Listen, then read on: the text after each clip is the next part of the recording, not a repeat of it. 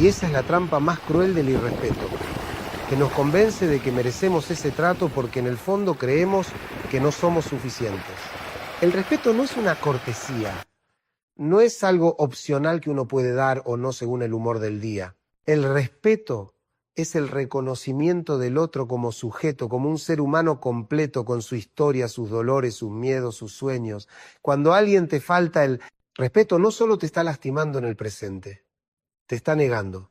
Te está diciendo, aunque no use esas palabras, no me importa quién sos, no me importa lo que sentís. Y eso, créanme, es de las violencias más profundas que existen. Freud hablaba del narcisismo, de cómo cada uno de nosotros tiene una imagen de sí mismo que necesita ser sostenida por la mirada del otro. Cuando éramos chicos, esa mirada era la de nuestros padres. Si ellos nos miraban con amor, con atención, con reconocimiento, construíamos una imagen propia valiosa, pero si esa mirada era fría, indiferente o directamente hostil, algo adentro nuestro se quebraba. Y ahí empieza todo, ahí empieza la tragedia de los que después, de adultos, aceptan relaciones donde no hay respeto. Porque lo que no recibimos de chicos, lo seguimos buscando en el lugar equivocado. Tuve un paciente, lo voy a llamar Julio, que trabajaba en una empresa donde su jefe lo humillaba todos los días. Le gritaba, lo desprestigiaba, adelante de sus compañeros, le cargaba trabajo imposible y después lo culpaba por no terminarlo. Julio venía al consultorio destrozado. ¿Por qué no renunciás?, le pregunté. Porque necesito el trabajo, me decía. Pero cuando profundizamos apareció otra cosa. Su padre había sido igual, un tipo autoritario que lo trataba como si fuera un estorbo. Julio había aprendido desde chico que su lugar en el mundo era aguantar maltrato, había naturalizado el irrespeto. Para él, eso era lo normal. ¿Ven cómo funciona? El inconsciente repite. Lo que no se elabora se repite. Buscamos en el afuera lo que conocemos adentro, aunque nos destruya. Por eso hay gente que se enamora siempre del mismo tipo de persona. Por eso hay quienes vuelven una y otra vez a relaciones que los lastiman, porque el inconsciente no distingue entre lo que te hace bien y lo que te hace mal. Solo distingue entre lo conocido y lo desconocido. Y lo conocido siempre parece más seguro, aunque sea un infierno. Ahora bien, desarmar a quien no respeta no significa vengarse, no significa humillar al otro, no se trata de convertirse en lo que odiamos. Desarmar es otra cosa, es quitarle el poder que le dimos, es mostrarle que no va a conseguir lo que busca con su agresión, porque el que falta el respeto busca algo, busca dominarte, busca que te achiques, busca sentirse superior a costa de tu inferioridad. Y cuando vos no le das eso, cuando no reaccionás como espera, lo desarmás. Hay una diferencia enorme entre reaccionar y responder. Reaccionar es automático, es impulsivo, es dejarse llevar por la bronca. Responder es consciente, es pensado, es elegir qué decir y cómo decirlo. Cuando alguien te falta el respeto y vos reaccionás gritando, insultando, entrando en su mismo juego, le estás dando exactamente lo que quiere, estás confirmando su narrativa, pero cuando respondés con calma, con firmeza, sin agresión pero sin sumisión, ahí lo desarmás. Me acuerdo de Laura, otra paciente, su suegra la maltrataba constantemente, le hacía comentarios hirientes sobre su manera de cocinar, de vestirse, de criar a sus hijos. Laura explotaba, lloraba, gritaba, se peleaba con su marido porque él no la defendía. Hasta que un día, después de meses de terapia, algo cambió. Su suegra le dijo, esa comida parece comida para perros. Y Laura, en lugar de explotar, la miró y le dijo con una tranquilidad helada, qué interesante tu opinión. No te la pedí, pero gracias igual. Y se fue. La suegra se quedó congelada, no supo qué hacer, porque Laura no le dio la reacción que esperaba. No se achicó, pero tampoco atacó. Simplemente puso un límite con elegancia. Y eso es desarmar los límites. Esa es la palabra. Sin límites no hay respeto posible. Y acá viene algo que cuesta entender. Vos sos responsable de poner tus límites, no el otro. El otro va a hacer lo que quiera hacer, lo que su historia, su neurosis, su carácter le permiten hacer. Pero vos sos el único que puede decidir qué tolerás y qué no tolerás. Y cuando no pones límites, estás diciendo sin palabras, podés tratarme así, porque el silencio también habla, el silencio también da mensajes. Poner límites da miedo, lo sé, lo veo todos los días. Da miedo porque tememos la reacción del otro, tememos que se enoje, que se vaya, que nos deje, pero hay algo que es peor que perder a alguien, perderse a uno mismo. Porque cuando tolerás el irrespeto una y otra vez, algo en tu interior se va muriendo. Tu autoestima se erosiona como una piedra bajo el agua. Y llega un momento en que ya no sabés quién sos. Ya no reconoces tu propia voz. Freud decía que donde estaba el ello, debe advenir el yo. ¿Qué significa eso? Que donde hay puro instinto, pura reacción, puro impulso, tiene que aparecer la conciencia, la reflexión, la decisión. No podemos vivir reaccionando automáticamente a todo lo que nos pasa. Tenemos que poder pensar, elegir, posicionarnos. Y eso es lo que haces cuando respondés, en lugar de reaccionar, traes conciencia a una situación que te quiere llevar al automatismo. Hay algo del orden del goce en el maltrato. Lacan, otro grande del psicoanálisis, hablaba del goce como algo que está más allá del placer. El placer es cómodo, es agradable, el goce es otra cosa. El goce puede ser doloroso, destructivo, pero tiene algo adictivo. Hay gente que goza maltratando y hay gente que goza siendo maltratada. No en el sentido de que disfruten conscientemente, sino en el sentido de que hay algo en esa dinámica que les resulta familiar, que les permite repetir algo de su historia. Pienso en Roberto, un tipo de 50 años que vino a verme porque su mujer lo había dejado. No entiendo qué pasó, me decía. Yo siempre hice lo que ella quería, nunca le llevé la contra. Siempre dije que sí a todo. Ahí estaba el problema. Roberto había confundido amor con sumisión. Creía que amar era borrarse, anularse, no tener voz propia.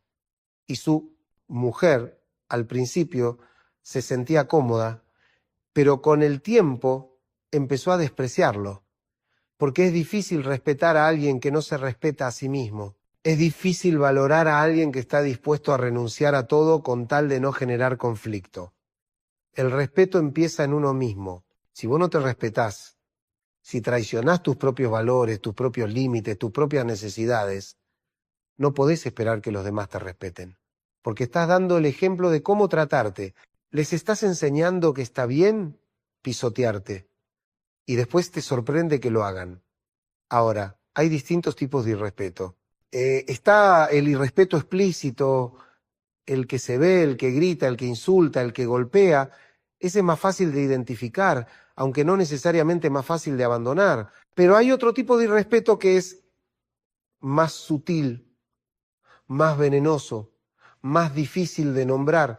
Es el irrespeto del que te hace sentir culpable por necesitar algo, del que minimiza tus sentimientos, del que te dice estás exagerando cuando expresás dolor, del que te hace creer que el problema sos vos. Tuve una paciente, Cecilia, cuya pareja cada vez que ella le planteaba algo que le molestaba, él le decía, sos muy sensible, todo te ofende, no se puede hablar con vos. Y Cecilia terminaba disculpándose. Terminaba sintiendo que efectivamente ella era el problema. Hasta que un día en sesión le pregunté, ¿es exagerado necesitar que tu pareja te escuche sin descalificarte? Y ahí se le cayó el velo. Se dio cuenta de que no estaba exagerando. Se dio cuenta de que sus necesidades eran legítimas. Que el problema no era que ella fuera sensible, sino que él era incapaz de empatía. La empatía es la base del respeto. Cuando uno puede ponerse en el lugar del otro, cuando uno puede imaginar que siente el otro, se vuelve imposible maltratarlo. El maltrato requiere cierta ceguera emocional requiere no ver al otro como sujeto, sino como objeto, como algo que está ahí para satisfacer mis necesidades, mis caprichos, mi necesidad de poder. Y acá hay algo importante. No todo el que te falta el respeto es necesariamente una mala persona. A veces la gente repite patrones que aprendió, a veces no es consciente del daño que hace, a veces está tan encerrada en su propio dolor que no puede ver el tuyo. Eso no justifica el irrespeto, pero lo explica.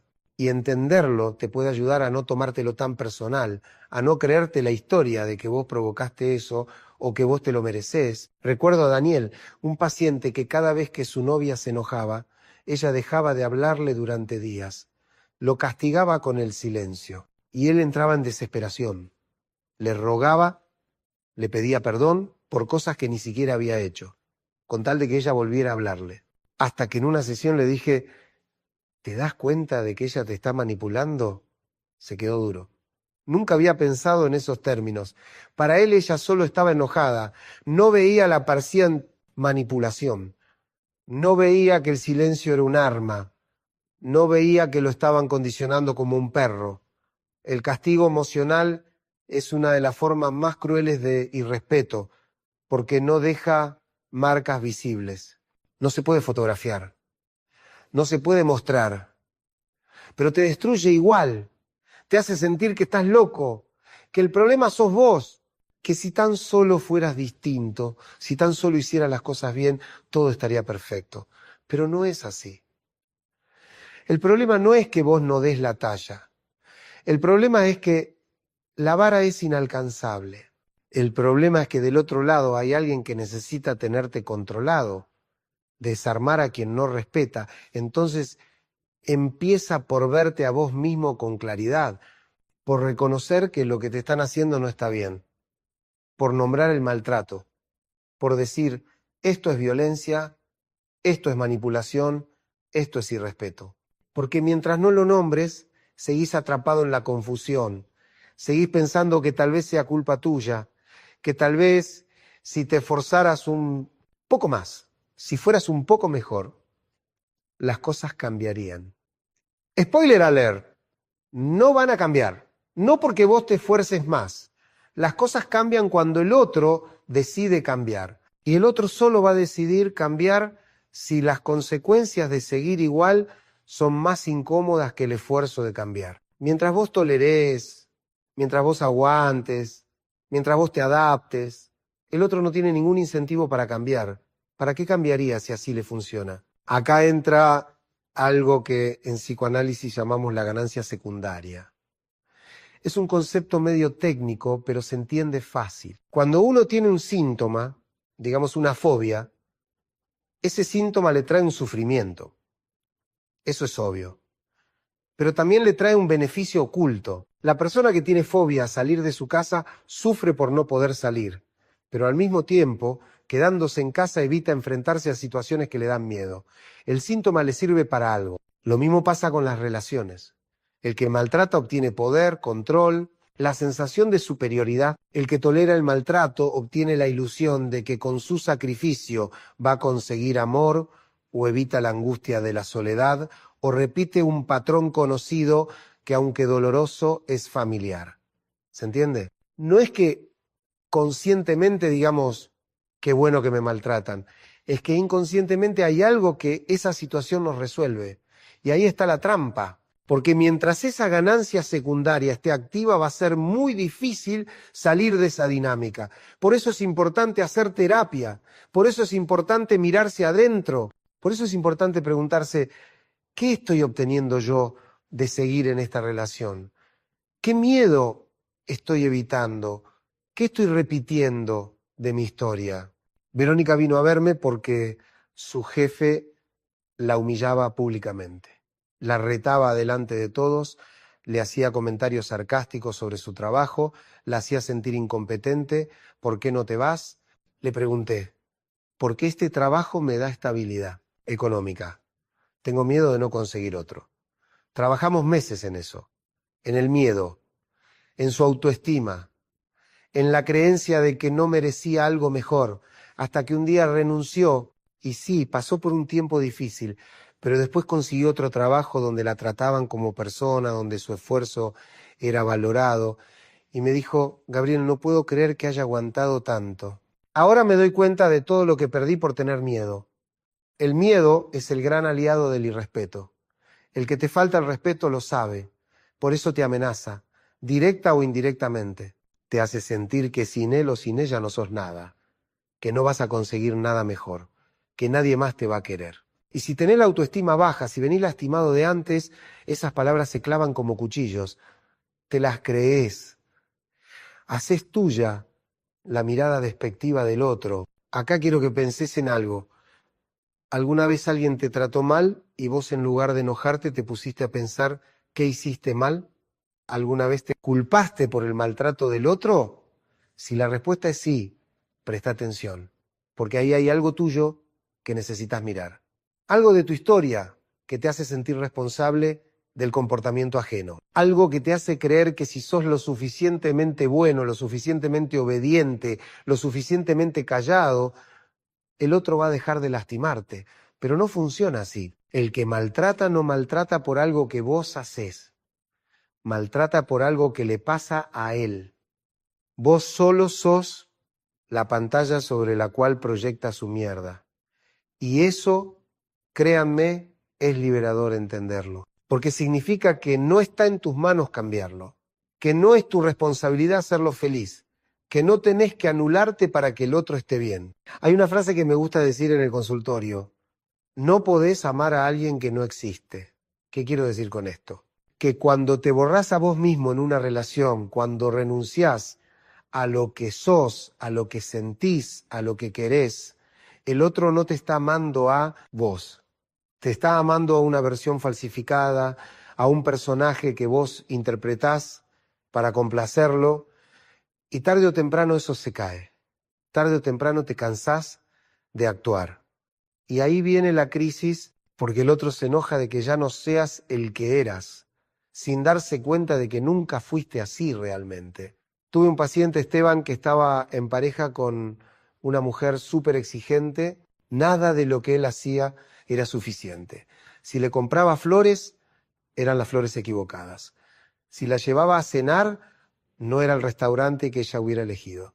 Si llegaba temprano, era invasivo. Si llegaba tarde, era desconsiderado. Esteban vivía angustiado, tratando de adivinar qué era lo que ella quería. Hasta que un día le pregunté, ¿alguna vez te preguntaste si ella es capaz de estar satisfecha? Se quedó callado. Nunca había pensado en eso. Siempre había asumido que si ella no estaba feliz, era porque él no había hecho bien las cosas. Nunca se le había ocurrido que tal vez ella era simplemente insaciable, que tal vez no había nada que él pudiera hacer que fuera suficiente. Y ahí viene otra revelación. No es tu trabajo hacer feliz a nadie. Podés acompañar, podés amar, podés estar presente, pero no podés hacerte cargo de la felicidad ajena. Cada uno es responsable de su propia vida emocional. Y cuando te haces cargo de algo que no te corresponde, terminás agotado, vacío, resentido. Ahora bien, desarmar a quien no respeta requiere algo fundamental: recuperar tu poder. Porque lo que pasa cuando alguien te maltrata durante mucho tiempo es que vas perdiendo la sensación de que podés hacer algo, te vas volviendo pasivo.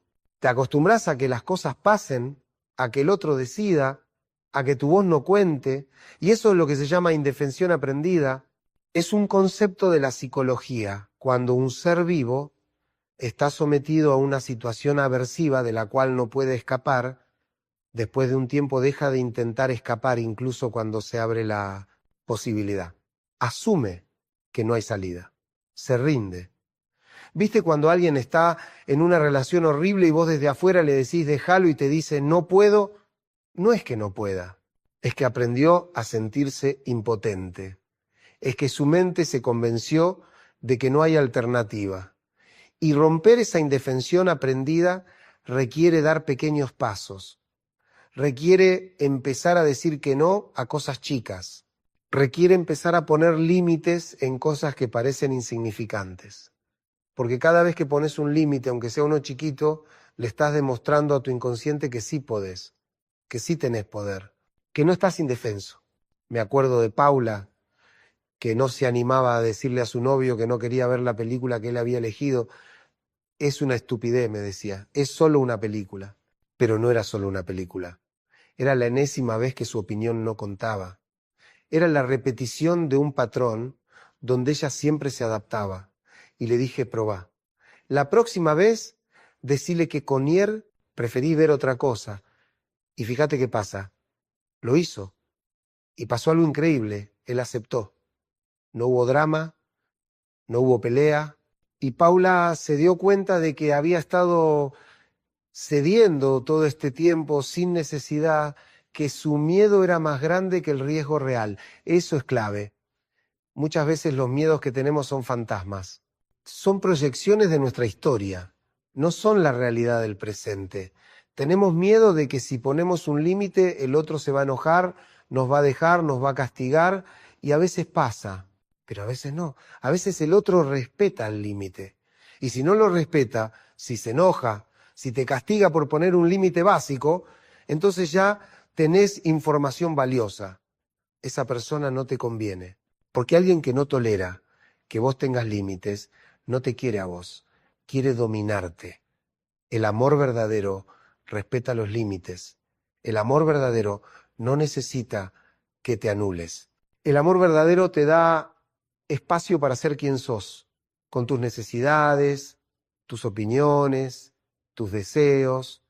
Y si alguien te dice que te ama, pero no tolera que seas vos mismo, ahí hay una contradicción, ahí hay una trampa. Hay algo que Winnicott, otro psicoanalista importante, decía sobre la capacidad de estar solo. Decía que para poder amar de verdad, primero tenés que poder estar solo, tenés que poder tolerar tu propia compañía. Porque si no soportás estar con vos mismo, si la soledad te aterra, vas a agarrarte de cualquiera con tal de no sentir ese vacío. Y ahí empiezan las relaciones patológicas, ahí empiezan las dinámicas de dependencia, de sometimiento, de tolerancia al maltrato. Yo sé que es difícil. Sé que cuando uno está metido en una relación donde no hay respeto, salir parece imposible. Sé que hay 1000 factores, económicos, sociales, los hijos, el qué dirán, el miedo a empezar de nuevo. Lo sé, no lo minimizo. Pero también sé que hay un costo de quedarse que a veces es mayor que el costo de irse. Y ese costo se paga con tu salud mental, con tu autoestima, con tu capacidad de sentir alegría, con tu dignidad. ¿Cuánto vale tu dignidad? Es una pregunta que deberías hacerte. ¿Cuánto estás dispuesto a pagar por no estar solo? ¿Cuánto de vos mismo estás dispuesto a sacrificar? Porque hay un punto en el que el precio es demasiado alto. Hay un punto en el que te das cuenta de que perdiste más en la relación de lo que ganaste, que te quedaste vacío, que ya no te reconoces en el espejo. Desarmar a quien no respeta también implica estar dispuesto a perderlo. Y eso da terror, porque si venís invirtiendo años en esa relación, si le dedicaste tiempo, energía, amor, la idea de que todo eso se pierda es devastadora. Pero tengo que decirte algo, los años que pasaron, ya pasaron. No los recuperás quedándote. Solo seguís perdiendo más tiempo. Es lo que en economía llaman costo hundido. El error de seguir invirtiendo en algo que no funciona solo porque ya invertiste mucho antes. Y uno hace eso en las relaciones todo el tiempo. Gonzalo tenía 15 años de casado con una mujer que lo ninguneaba constantemente. Le decía que era un fracasado, que no servía para nada, que cualquier otro hombre hubiera sido mejor marido, pero él se quedaba. Es que ya son 15 años, me decía. No puedo tirar todo a la basura. Y yo le preguntaba, ¿pero qué estás salvando? ¿Un certificado de matrimonio? ¿La fantasía de que algún día va a cambiar? ¿O estás salvando tu bienestar, tu salud mental, tu derecho a ser tratado con respeto? No fue fácil. Llevó tiempo. Pero eventualmente se animó a irse.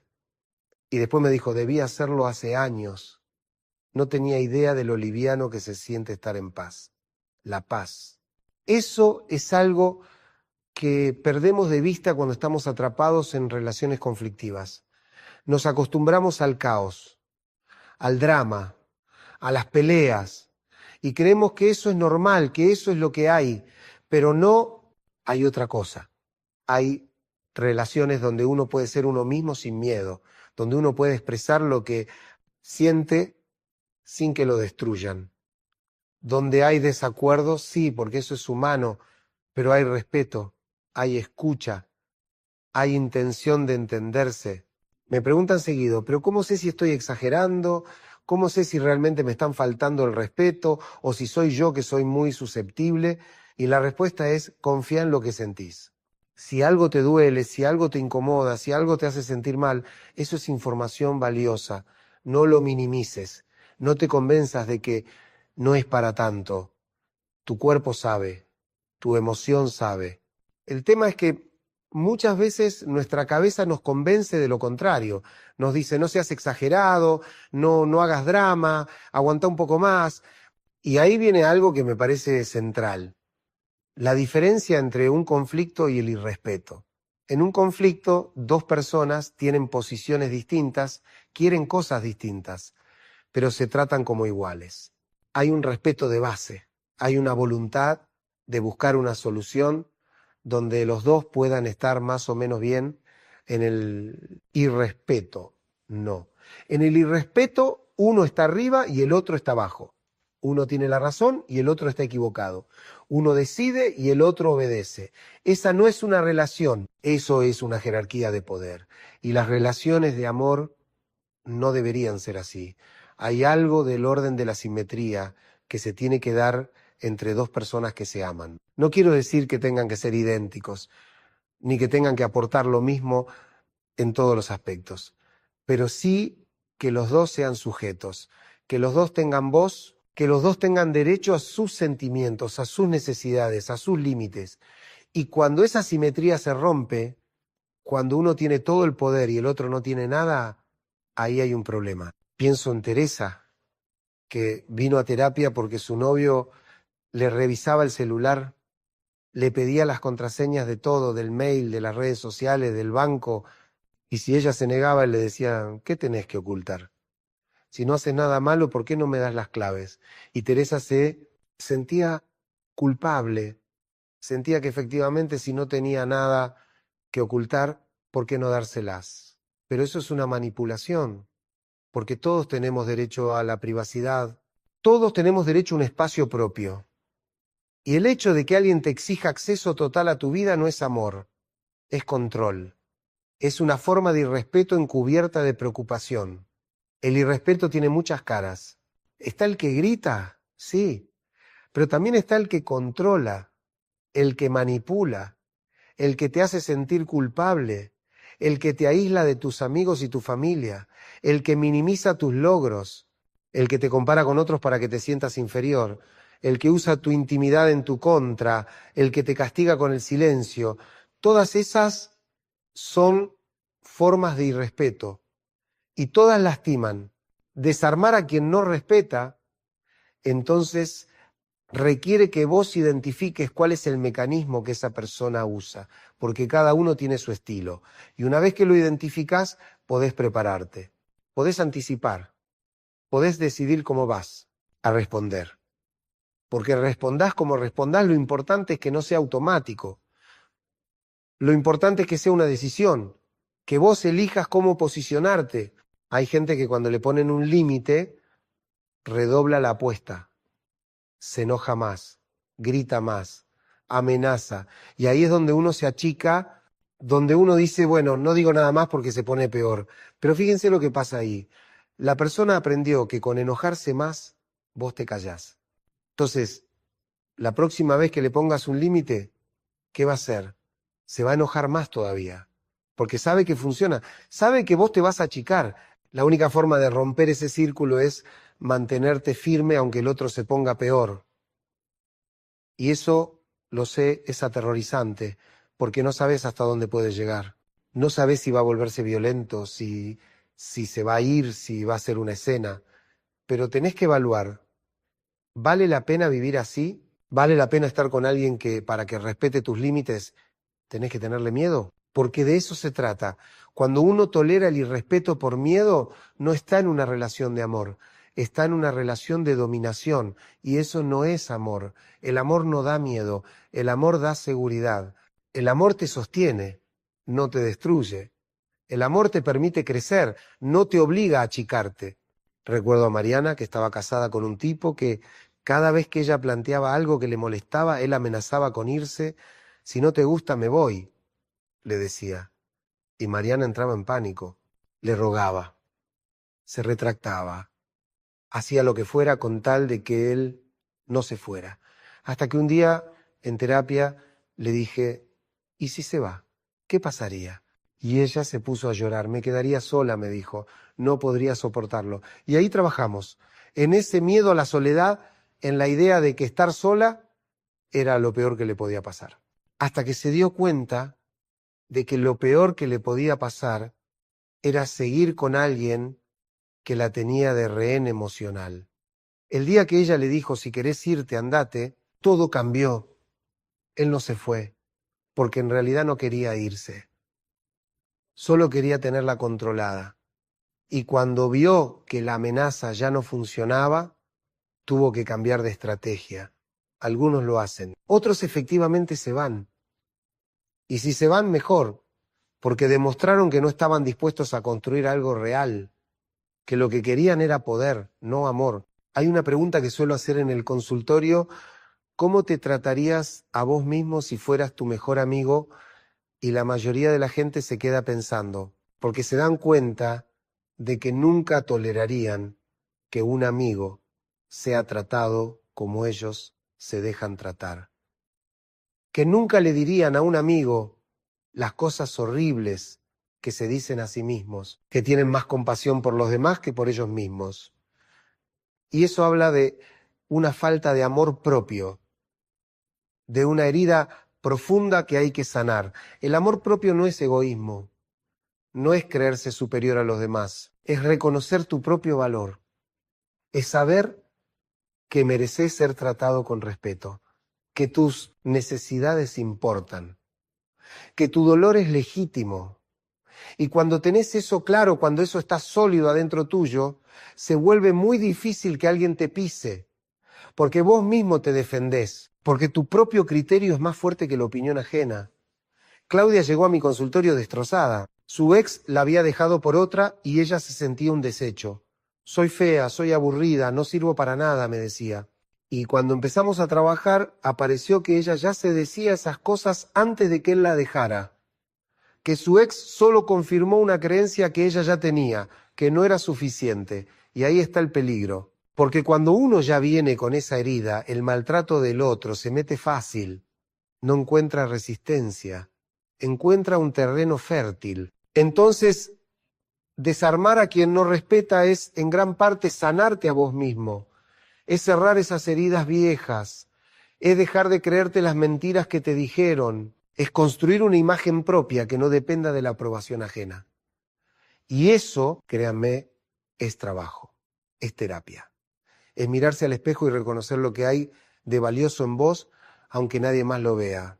Freud hablaba del superyo, esa instancia psíquica que es como un juez interno, es la voz de la ley, de lo que está bien y lo que está mal. Pero a veces ese superyo es tiránico, es cruel, nos exige perfección, nos castiga por cualquier error. Y mucha gente vive con un superyo que los destroza. Se tratan a sí mismos con una dureza que no le desearían a su peor enemigo. Y después toleran que los demás los traten mal porque en el fondo creen que se lo merecen. Hay que hacer las paces con uno mismo. Hay que aprender a tratarse con la misma amabilidad con la que trataríamos a alguien que queremos. Y eso no es fácil cuando venís de una historia de abandono, de abuso, de negligencia, porque esa voz interna que te dice que no servís, que no mereces, que no sos suficiente, es la voz de los que te lastimaron, es la voz de tu madre que te criticaba, es la voz de tu padre que nunca te reconocía, es la voz de esos novios o novias que te hicieron sentir poca cosa. Pero esa voz no es la verdad, es una interpretación, es una construcción y podés cuestionarla, podés desarmarla de a poco. Cada vez que te encuentres pensando algo horrible sobre vos mismo, detente, pregúntate, ¿de dónde viene esto? ¿Quién me dijo esto primero? ¿Es realmente cierto o es una creencia que heredé? Y después trata de contradecirla. no con optimismo barato, sino con hechos, con evidencia real de que esa voz está equivocada. Tuve un paciente, Federico, que cada vez que cometía un error se decía soy un inútil. Y trabajamos en eso, en identificar cuándo aparecía esa voz, en rastrear de dónde venía. Resultó que su padre le decía eso constantemente, que había internalizado la crítica paterna como verdad absoluta. Y le propuse un ejercicio. Cada vez que apareciera esa voz, tenía que frenar y decirse, cometí un error. Eso no me hace un inútil. Los errores son humanos. Puedo aprender de esto. Al principio le costaba. Se sentía ridículo. Pero con el tiempo, esa nueva voz se fue haciendo más fuerte y la vieja voz se fue debilitando. Cambiar la relación con uno mismo es fundamental para cambiar la relación con los demás. Porque si vos te respetás, si vos te valorás, si vos te tratás bien, se vuelve mucho más difícil que toleres que alguien te trate mal. Es como si tuvieras un detector de maltrato más sensible. Algo que antes tolerabas, ahora te resulta inaceptable. Y eso está bien. Eso es crecimiento. Eso es evolución. Ahora, cuando hablamos de desarmar a quien no respeta, también tenemos que hablar de las consecuencias. Porque poner límites, alejarse de alguien que nos lastima, tiene un costo. A veces ese costo es quedarte solo. A veces es perder la familia. A veces es perder la estabilidad económica. A veces es enfrentarte a la desaprobación social. Y todo eso duele. Todo eso da miedo. Pero hay que pensar en el largo plazo. ¿Qué preferís? ¿Un presente doloroso que te lleva a un futuro mejor o un presente soportable que te lleva a un futuro de más dolor? Porque quedarte en una relación sin respeto no te va a llevar a ningún lado bueno. Te va a llevar a la depresión, a la ansiedad, a la enfermedad. Te va a llevar a perder tu chispa, tu alegría, tu capacidad de amar. Yo sé que es difícil. Sé que cuando uno está dentro no lo ve claro. Por eso es importante buscar ayuda, hablar con alguien, con un terapeuta, con un amigo, con alguien que te pueda dar una perspectiva externa, porque cuando uno está inmerso en una situación pierde objetividad, se acostumbra, normaliza lo anormal. Hay algo que pasa mucho en relaciones violentas. La víctima minimiza el maltrato, dice, no fue para tanto. Dice, él no lo hizo a propósito. Dice, yo también tengo la culpa. Y eso es parte del mecanismo de la violencia. Es como la rana que hierven de a poco.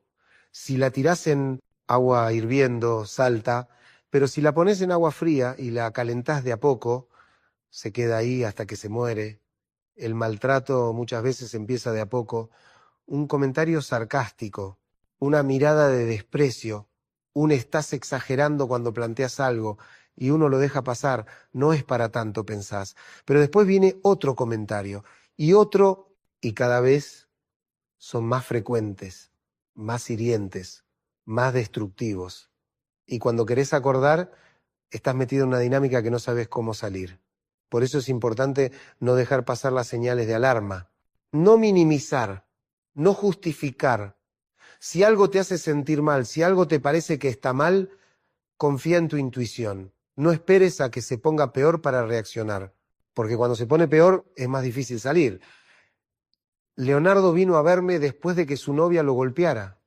Sí, ella a él, porque la violencia no tiene género, y él se sentía avergonzado.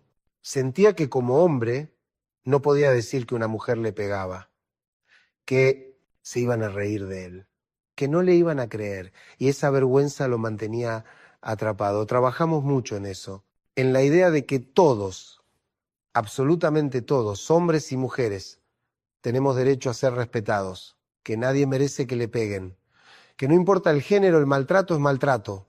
Desarmar a quien no respeta, entonces, también es desafiar los mandatos sociales, es animarte a decir lo que te pasa aunque no sea lo que se espera que digas, es romper con la imagen de que hay que aguantar todo, de que hay que ser fuerte, de que pedir ayuda es debilidad, porque pedir ayuda no es debilidad, es inteligencia, es valentía, es reconocer que solo no podés y que está bien no poder. Nadie nace sabiendo cómo poner límites. Nadie nace sabiendo cómo defenderse. Eso se aprende. Y si no lo aprendiste de chico, tenés que aprenderlo de grande. Y eso requiere humildad. Requiere estar dispuesto a equivocarte. Requiere probar, fallar, volver a probar hasta que encuentres tu manera, hasta que encuentres tu voz. Yo veo en el consultorio gente que después de años de terapia logra cambiar su vida. Gente que deja relaciones destructivas. Gente que se anima a poner límites. Gente que recupera su autoestima. Y es hermoso, es esperanzador, porque demuestra que el cambio es posible, que no estamos condenados a repetir siempre lo mismo, que podemos aprender, que podemos crecer. Pero también veo gente que no se anima. Gente que sabe que está mal, que entiende todo lo que le digo, pero que no puede dar el paso. Y eso también lo entiendo. Porque cambiar da miedo. Salir de lo conocido da miedo. Y hay gente que prefiere un infierno conocido a un cielo desconocido. No lo juzgo. Cada uno tiene sus tiempos. Cada uno tiene su historia. Y no se puede forzar a nadie a cambiar. El cambio tiene que venir de adentro. Tiene que haber un momento en el que vos decís, hasta acá llegué, no aguanto más, no me importa lo que pase, pero esto no puede seguir así. Y ese momento es distinto para cada uno. Algunos llegan ahí después de un episodio muy fuerte, un golpe, una traición, una humillación pública, algo que rompe el equilibrio precario en el que venían viviendo. Otros llegan de a poco. Van acumulando broncas, dolores, frustraciones, hasta que un día algo chiquito los desborda y ahí dicen basta. Patricia estuvo 20 años en un matrimonio donde su marido la engañaba, lo sabía, él no lo negaba, pero ella se quedaba porque tenían hijos, porque dependía económicamente de él, porque tenía miedo de estar sola, hasta que un día su hijo mayor le dijo, mamá, no quiero tener un matrimonio como el tuyo. Y ahí se dio cuenta de que el mensaje que le estaba dando a sus hijos no era el que quería darles, que les estaba enseñando que está bien tolerar el maltrato, que el amor es eso, y no quería eso para ellos. Y esa fue su motivación para irse. A veces necesitamos un porqué más grande que nosotros mismos, un motivo que nos dé la fuerza que no encontramos solo pensando en nosotros. Y está bien. Lo importante es encontrar ese motivo, lo importante es que te movilice. Ahora, desarmar a quien no respeta no siempre significa irse. A veces significa cambiar la dinámica de la relación. A veces la otra persona está dispuesta a cambiar. A veces lo que hace falta es una conversación clara, sincera, donde vos plantees lo que te pasa y el otro realmente escuche. Y a veces eso funciona. Pero tenés que poder identificar si el otro está genuinamente dispuesto a cambiar o solo está diciéndote lo que querés escuchar para que te quedes. Porque hay gente que es experta en eso, en prometer que va a cambiar, en hacer un par de cosas distintas durante una semana y después volver a lo mismo. Y vos te ilusionás, pensás que esta vez es distinto, que esta vez sí va a ser. ¿Cómo saber si el cambio es real? Por el tiempo. El cambio real se sostiene. No es una semana, es meses, es un esfuerzo sostenido, es terapia, es trabajar en uno mismo. Es aceptar responsabilidad por el daño causado sin justificaciones, sin pero vos también. Porque otra cosa que pasa mucho, vos planteás algo que te lastima y el otro en lugar de escucharte y reconocerlo te devuelve una lista de cosas que vos hiciste mal, te desvía, te confunde. Y terminás pidiendo perdón vos cuando en realidad fuiste a plantear algo que te dolió. Esa es otra forma de irrespeto, es invalidar tu emoción, es hacer que la conversación se trate de lo que él o ella siente y no de lo que vos sentís. En una relación sana, ambos pueden plantear sus dolores, ambos pueden ser escuchados. No es una competencia de quién sufrió más o quién tiene razón. Es un espacio donde los dos pueden ser vulnerables sin que esa vulnerabilidad sea usada en contra. Hay algo hermoso que pasa cuando dos personas se respetan de verdad. Pueden pelear sin destruirse. Pueden estar enojados sin ser crueles. pueden tener opiniones distintas sin que eso signifique el fin de la relación. Porque hay una base de respeto que sostiene todo lo demás. Y esa base no se construye de un día para el otro. Se construye con actos cotidianos de consideración, de escucha, de cuidado. Me acuerdo de una pareja que vino a terapia, estaban al borde de la separación, él se quejaba de que ella no lo escuchaba, ella se quejaba de que él no colaboraba en la casa y estaban en un círculo vicioso. Él no colaboraba porque sentía que ella lo trataba como un empleado y ella lo trataba así porque él no colaboraba. Trabajamos en romper ese círculo, en que cada uno pudiera dar un paso sin esperar que el otro diera el suyo primero. Y funcionó. No fue mágico, no fue inmediato, pero fueron dando pasos y la relación se transformó. A veces una relación se puede salvar, a veces no. Y está bien, no todas las relaciones están destinadas a durar para siempre. A veces una relación cumplió su ciclo. A veces lo mejor que podés hacer por el otro y por vos es dejarlo ir. Y eso no es un fracaso, es madurez. Es reconocer que las cosas cambian, que la gente cambia y que a veces esos cambios nos llevan por caminos distintos. El duelo no es solo por la muerte. El duelo también es por lo que se pierde en vida, por la relación que termina, por el proyecto que se cae, por el futuro que imaginaste que no va a ser. Y ese duelo es legítimo, es importante. Necesitas transitarlo, necesitas llorar lo que se perdió, necesitas enojarte, necesitas pasar por todas las etapas hasta que puedas empezar a soltar. Y acá viene algo que me parece importante. Soltar no significa olvidar. Soltar significa dejar de cargar. Significa dejar ir el rencor, la bronca, la necesidad de venganza. Porque todo eso te pesa, todo eso te envenena. Y mientras lo cargues, la persona que te lastimó sigue teniendo poder sobre vos, sigue ocupando un lugar central en tu vida, aunque ya no esté. Hay gente que años después vino porque no podía superar la muerte de su padre. Me contaba que no habían sido especialmente cercanos. De hecho, durante años mantuvieron una relación distante, fría, llena de reproches tácitos. Pero cuando su viejo murió, Javier se desmoronó. No entiendo qué me pasa, me decía, si apenas nos hablábamos. Si yo mismo pensaba que cuando muriera no me iba a afectar tanto. Le pregunté qué era lo que más le dolía.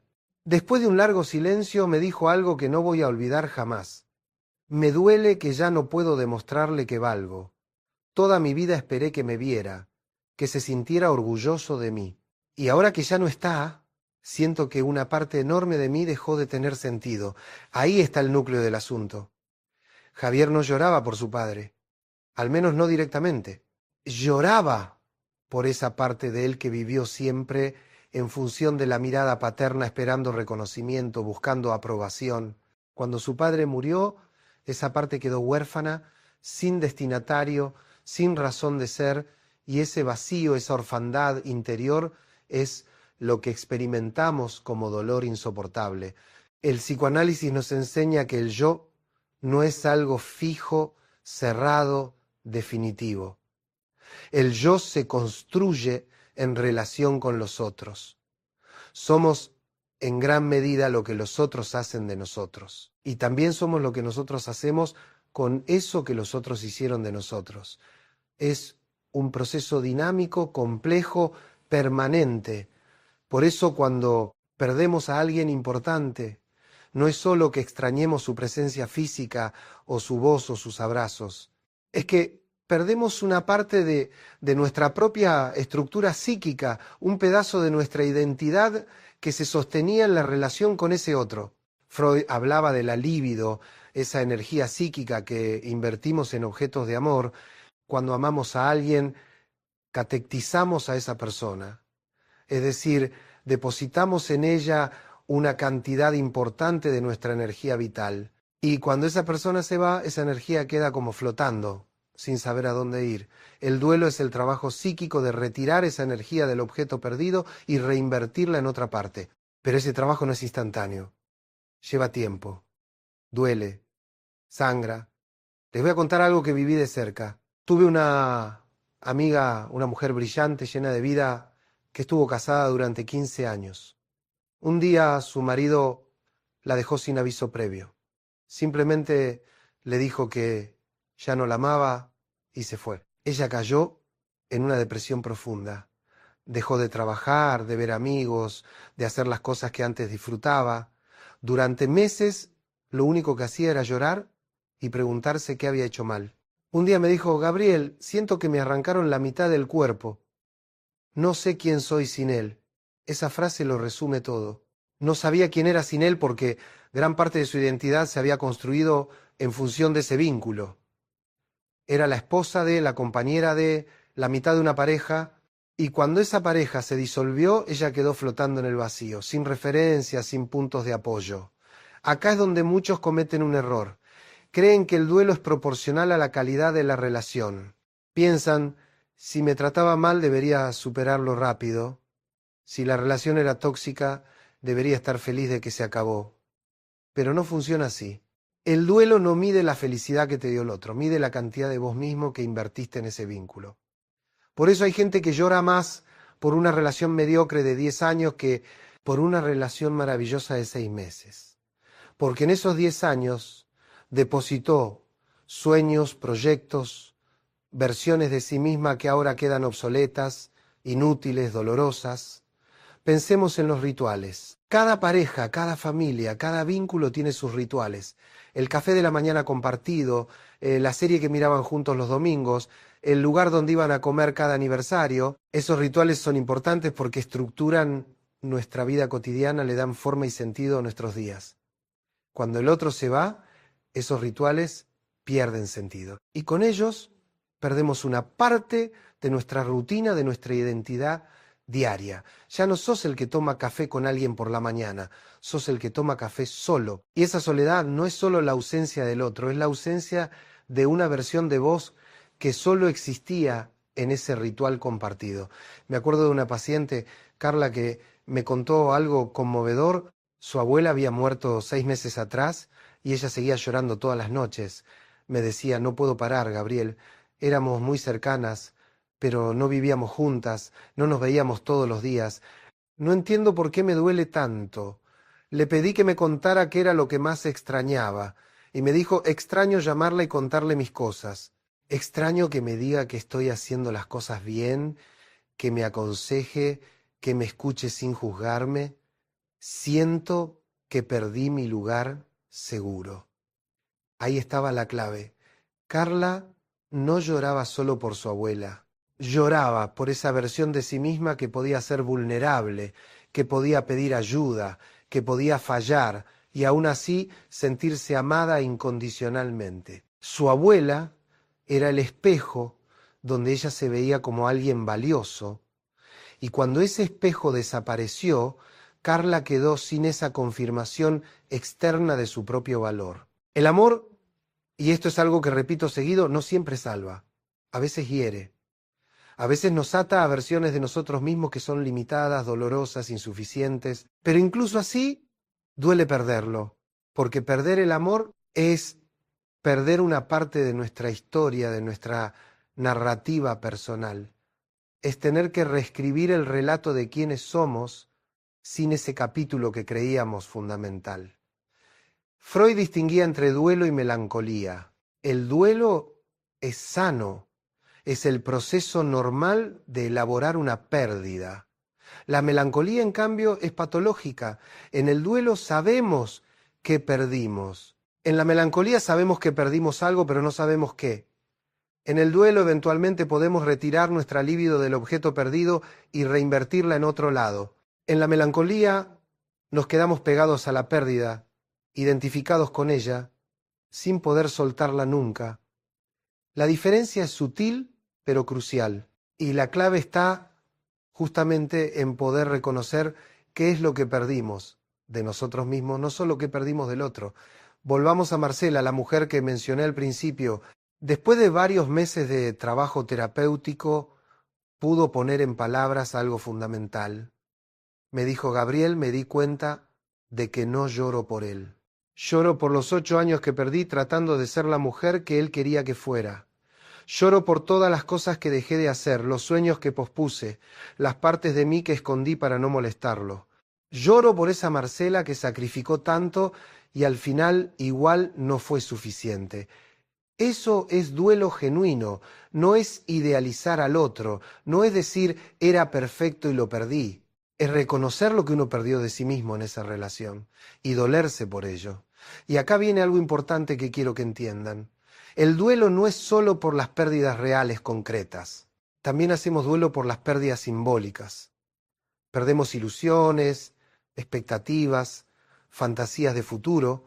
Cuando una relación termina, no solo perdemos a la persona, perdemos la boda que imaginábamos, los hijos que íbamos a tener, la casa que íbamos a comprar, los viajes que íbamos a hacer juntos.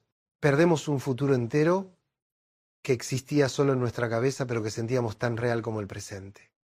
Y duele igual, a veces duele más, porque estamos llorando por algo que nunca existió más que en nuestra imaginación. Tuve un paciente, Ramiro, que estuvo de novio con una chica durante 2 años. Proyectaban casarse, tener hijos, envejecer juntos. Ella lo dejó de un día para el otro, se había enamorado de otro, Ramiro vino destrozado. Me decía, Gabriel, siento que me robaron la vida. Teníamos todo planeado. Yo ya me veía con 50 años sentado en el jardín de nuestra casa, viendo a nuestros nietos jugar, y ahora todo eso desapareció. ¿Cómo hago para soltar algo que nunca tuve pero que sentía tan mío? Esa pregunta es brutal en su honestidad. ¿Cómo soltamos algo que nunca tuvimos? Elaborando el duelo por esas fantasías, reconociendo que eran solo eso, fantasías, proyecciones nuestras, no realidades compartidas. Y eso duele, hermanos. Duele aceptar que gran parte de lo que amábamos era en realidad una construcción nuestra. El psicoanálisis habla del objeto, y cuando decimos objeto no nos referimos a una cosa, sino a eso que es destinatario de nuestro amor, de nuestro deseo, de nuestra necesidad. El objeto puede ser una persona, pero también puede ser una idea, un proyecto, una versión idealizada de nosotros mismos. Y cuando perdemos el objeto, perdemos también todo lo que habíamos depositado en él. Por eso el duelo es tan doloroso. Porque no es solo pérdida externa, es pérdida interna, es vaciamiento, es quedar sin una parte de uno mismo. Les cuento algo más personal. Hace años perdí a un amigo muy cercano. Murió de manera súbita, inesperada. Durante meses anduve como zombi, sin poder procesar lo que había pasado. Un día, sentado en mi consultorio, me di cuenta de algo. No lloraba solo por él. Lloraba por todas las conversaciones que no íbamos a tener, por los proyectos que habíamos empezado juntos y que ahora quedaban truncos, por esa versión de mí que era más divertida, más espontánea, más libre cuando estaba con él. Mi amigo se había llevado un pedazo de mí al irse y yo estaba llorando por ese pedazo perdido. Eso es lo que pasa con el duelo. No es lineal, no es predecible, no sigue un manual. A veces pensás que ya lo superaste y de repente un olor, una canción, un lugar te devuelve al dolor con toda su intensidad. Porque el duelo no es un evento, es un proceso. Y ese proceso implica ir recuperando de a poco esa energía que habíamos invertido en el otro y reinvertirla en nosotros mismos, en nuevos proyectos, en nuevos vínculos. Pero acá hay una trampa. Mucha gente intenta acelerar el duelo. Busca reemplazar rápido al objeto perdido, como si el dolor pudiera borrarse con una nueva relación, un nuevo trabajo, un cambio de ciudad. Y no funciona así. El duelo exige tiempo. Exige que atravesemos el dolor, no que lo evitemos. Exige que nos sentemos con la tristeza, con la rabia, con la impotencia, y que dejemos que esas emociones nos atraviesen hasta que lentamente se vayan diluyendo. No hay atajos en el duelo. Cualquier intento de acelerarlo solo lo prolonga, lo complica, lo convierte en síntoma. Tuve una paciente, Sofía, que después de terminar una relación de 6 años se metió de inmediato en otra. A los 2 meses ya estaba de novia con alguien nuevo. Me decía, ya está, Gabriel, lo superé, ya no sufro. Pero a los 6 meses empezó a tener ataques de pánico, se despertaba a la madrugada con una angustia tremenda, sin entender qué le pasaba. En terapia descubrimos que había evitado el duelo, se había lanzado a una nueva relación para no sentir el dolor del anterior, pero el dolor no había desaparecido, solo se había reprimido. Y lo reprimido siempre vuelve, de una forma u otra. En su caso volvió como angustia, como síntoma físico que la obligaba a detenerse y mirar lo que había evitado mirar. El inconsciente no olvida. Esa es una de las enseñanzas fundamentales del psicoanálisis. Podemos creer que superamos algo, podemos convencernos de que ya pasó, pero si no elaboramos genuinamente la pérdida, si no hacemos el trabajo psíquico de soltar al objeto y recuperar lo que habíamos depositado en él, ese dolor va a estar ahí, latente, esperando el momento de manifestarse. Puede manifestarse como depresión, como angustia, como bloqueos, como incapacidad para vincularse con otros. Los síntomas son la voz del inconsciente diciéndonos: acá hay algo que no resolviste. Volvamos a la idea central. No lloramos por quien se fue, sino por la parte que se llevó de nosotros. ¿Y cuál es esa parte? Depende de cada vínculo, de cada persona, de cada historia.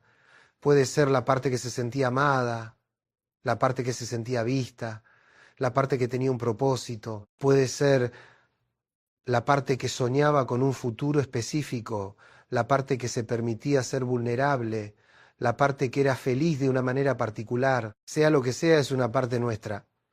Y recuperarla implica un trabajo interno, un duelo genuino, un proceso de reconstrucción del yo. Freud decía que el trabajo del duelo consiste en examinar cada uno de los recuerdos, cada una de las expectativas que teníamos ligadas al objeto perdido y desvestirlas una por una. Es como desarmar un tejido, hilo por hilo. Recordás algo que hacían juntos, reconocés que ya no va a volver a pasar, sentís el dolor, lo aceptás y soltás. Y así con cada recuerdo, con cada fantasía, con cada expectativa. Es un trabajo largo, agotador, doloroso, pero es el único camino para salir del duelo sin quedar atrapado en él. Me pregunto,